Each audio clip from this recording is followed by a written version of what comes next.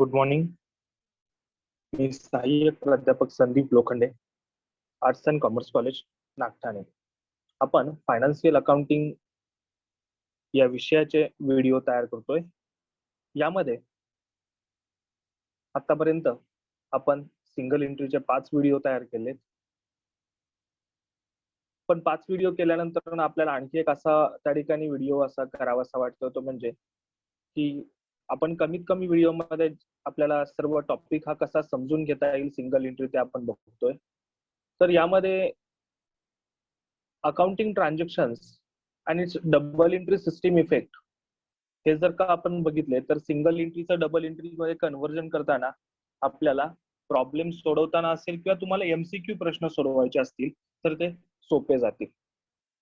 त्यासाठीच आपण आजचा व्हिडिओ जो आहे तो accounting transactions and it's double entry system effect हे बघणार आहे. या ठिकाणी आपण एक 40 ते 45 ट्रान्झॅक्शन्स बघणार आहे. त्या ट्रान्झॅक्शनचे प्रत्येक ट्रान्झॅक्शन आणि त्याचे इफेक्ट काय असतील ते बघणार आहे आपण. पहिला पॉइंट आपण घेतलाय तो म्हणजे ओपनिंग स्टॉक. ओपनिंग स्टॉकचे 2 इफेक्ट येतात. पहिला effect trading account debit side, तर दुसरा इफेक्ट येतो तो म्हणजे ओपनिंग बॅलन्स शीट किंवा त्याला आपण म्हणतो स्टेटमेंट ऑफ अफेअर्सच्या ऍसेट साइडला. सिंगल एंट्रीचं डबल एंट्री मध्ये कन्व्हर्जन करताना आपण कंपल्सरी 2 इफेक्ट त्या ठिकाणी करणार आहे. हा झाला पहिला पॉइंट. दुसरा पॉइंट आहे क्लोजिंग स्टॉक. हा क्लोजिंग स्टॉक आपण नेहमी व्हॅल्यूड करतो मार्केट प्राइस और cost price which ever is lower.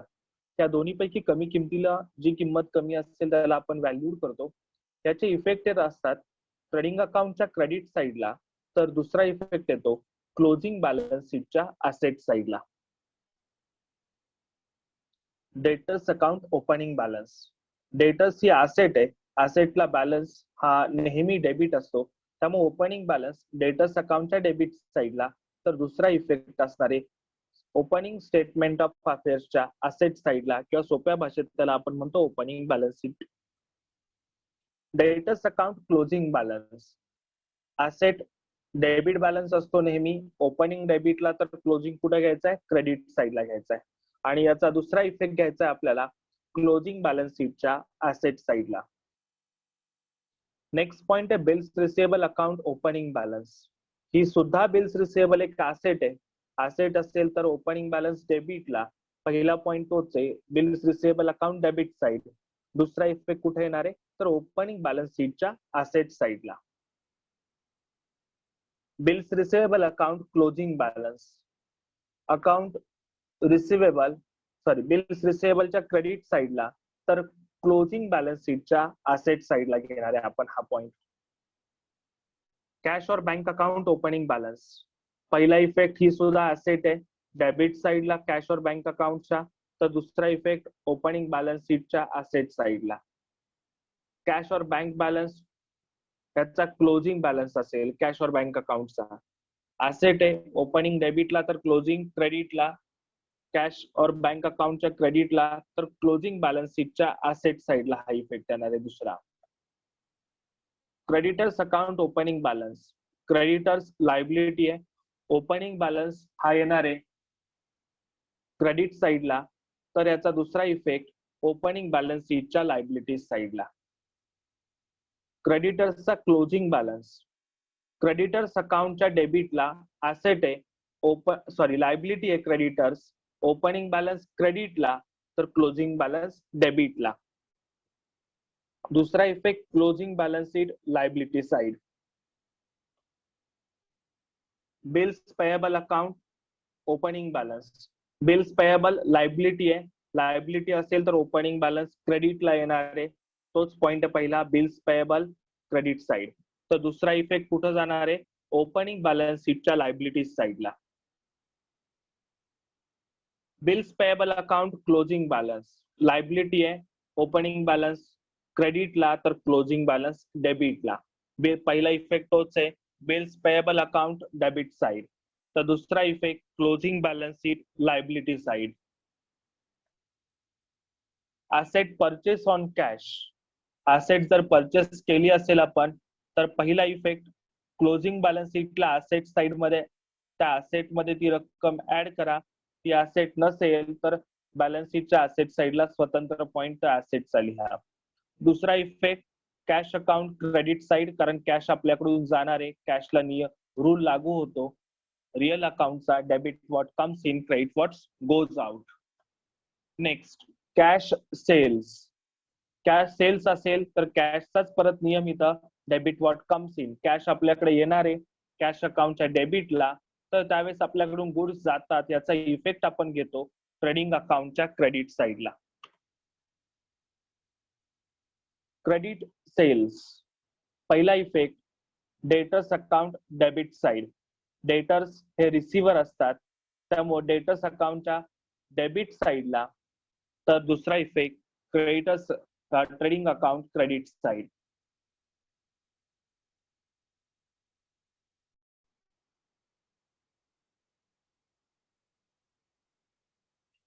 Next point आहे कॅश परचेस.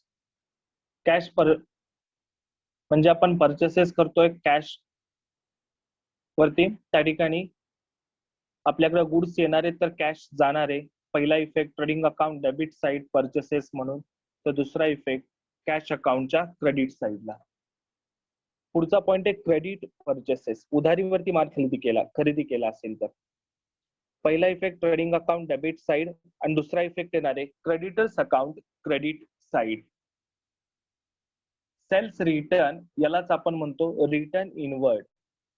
फर्स्ट इफेक्ट आहे लेस फ्रॉम सेल्स, तर सेकंड इफेक्ट आहे debtors account debit side. Purchase return और return outward. First effect less from purchases, second effect creditors account debit side. Cash received from debtors. Cash account debit side, debtors account credit side. Cash आपल्याकडं received होतीये तर त्यामुळे कॅशला debit रिअलच्या rule नुसार, तर debtors हे giver आहेत, debit the receiver credit the giver या rule नुसार डेटर्स अकाउंटला क्रेडिट येणार आहे. Cash received against bill. Cash account debit side, bills receivable account credit side. Bills receivable drawn during the year. Bills रिसिवेबलच्या debit साइडला तर debtors अकाउंटच्या credit साइडला याचा इफेक्ट येणार आहे. बिल्स रिसिवेबल डिसऑनर, जी याच्या आधीची एंट्री होती त्याच्या रिव्हर्स एंट्री आता होणार आहे. बिल ड्रॉनच्या जी एंट्री असती त्याच्या अपोजिट एंट्री असती बिल्स रिसिवेबल डिसऑनरची. Debtors account debit side, bills receivable account credit side. Cash paid to creditors. Creditors या ठिकाणी रिसिव्हर आहेत, डेबिट द रिसिव्हर या पर्सनलच्या रूल नुसार क्रेडिटर्स अकाउंट डेबिट. तर दुसरा इफेक्ट असेल कॅश गोज आउट, रिअलच्या रूल नुसार debit what comes in, credit what goes out या रूल नुसार कॅशला credit. Cash paid against bill. Bills payable account debit side, cash account credit side. Bill accepted during the year. Creditors account debit side, bills payable account credit side. Bills payable dishonor accepted च्या opposite entry होणार आहे. Bills payable account debit side, creditors account credit side. Expenses paid. Revenue expenses paid केले असतील तर पहिला effect असणार आहे trading account. Direct expenses असतील तर ट्रेडिंग अकाउंटच्या डेबिटला, आणि इनडायरेक्ट एक्सपेन्सेस असतील तर प्रॉफिट अँड लॉस अकाउंटच्या डेबिट साइडला. आणि second effect cash account credit side. Outstanding और unpaid expenses on the closing date of the year. म्हणजे क्लोजिंग डेटला इयर एंडिंगला जर का आउटस्टँडिंग एक्सपेन्सेस असतील तर आपण नेहमी जे इफेक्ट करतो अकाउंट मध्ये शिकलेलो सेम तेच. पहिला इफेक्ट ऍड इन एक्सपेन्सेस, मग तो पॉइंट ट्रेडिंग अकाउंटच्या डेबिट साइडला असेल तर त्या ठिकाणी ऍड करा. प्रॉफिट अँड लॉस अकाउंटच्या डेबिटला तो खर्च लिहिला असेल तर त्या ठिकाणी ऍड करा. पहिला पॉइंट. आणि दुसरा effect closing balance sheet liability side. हे झाले क्लोजिंग आउटस्टँडिंग एक्सपेन्सेसचे इफेक्ट. जर आउटस्टँडिंग एक्सपेन्सेस ओपनिंग डेटला असतील तर काय करायचं. पहिला इफेक्ट मध्ये फक्त बदल होणार आहे या ठिकाणी.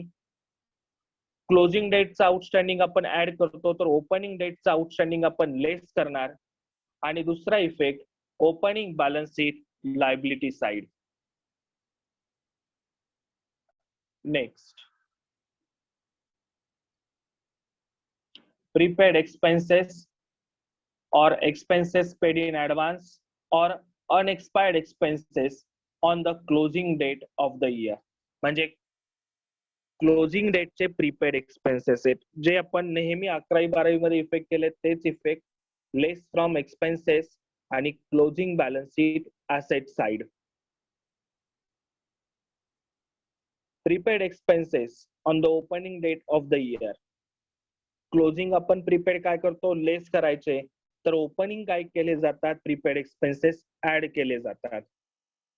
तर दुसरा इफेक्ट ओपनिंग बॅलन्स शीटच्या असेट साइडला.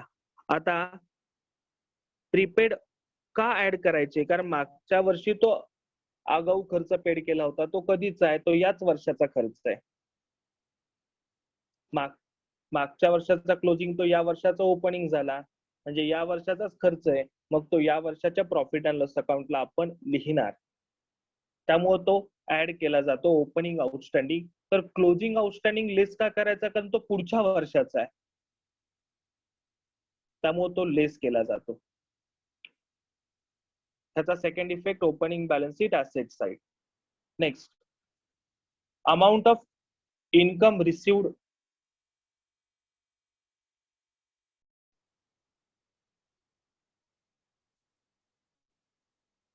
Amount of income received in cash. म्हणजे इनकम रिसिव्ड आहे cash account debit side, profit and loss account credit side. Outstanding income oblique income which is receivable on the closing date. म्हणजे closing outstanding इनकमचे effect आहेत. Add in income आणि second effect closing balance sheet asset side. Same फक्त opening डेटची adjustment आहे. Outstanding income or income which is receivable on the opening date of the year. म्हणजे opening outstanding income आहे, त्याचा effect less from income आणि second point opening balance sheet asset side.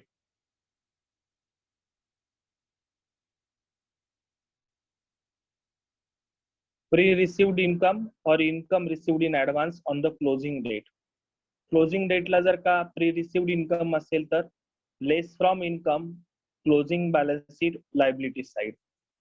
हाच point opening डेटला असेल तर pre received income और income received in advance on the opening date of the year.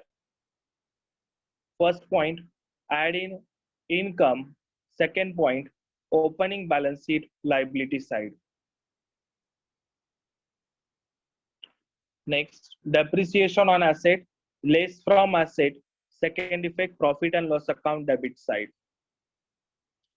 Appreciation in the value of asset, add in asset, profit and loss account credit side. Bad debts which is not oblique debts which is not recovered from customer. First effect profit and loss account debit side. Second effect final account आपण 11वी-12वी मध्ये जे बघितलंय त्यामध्ये करायचं debtors मधून लेस, पण single entry topic मध्ये आपण डेटर्स अकाउंट स्वतंत्र तयार करतो, त्यामुळं हा इफेक्ट जातो डेटर्स अकाउंटच्या क्रेडिट साइडला. Discount allowed to debtors, same bad debt सारखेच effect profit and loss account debit side, debtors account credit side. जर डेटर्स अकाउंट स्वतंत्र तयार केलं असेल तर त्याचा इफेक्ट डेटर्स अकाउंटला जातो. पण आरडीडी मात्र पहिला effect profit and loss account debit side आणि दुसरा effect less from debtors bracket मध्ये closing balance sheet. Discount earn from creditors. First effect creditors account credit side, sorry debit side. Second effect profit and loss account credit side. Interest on capital, profit and loss account debit side, second effect add in capital.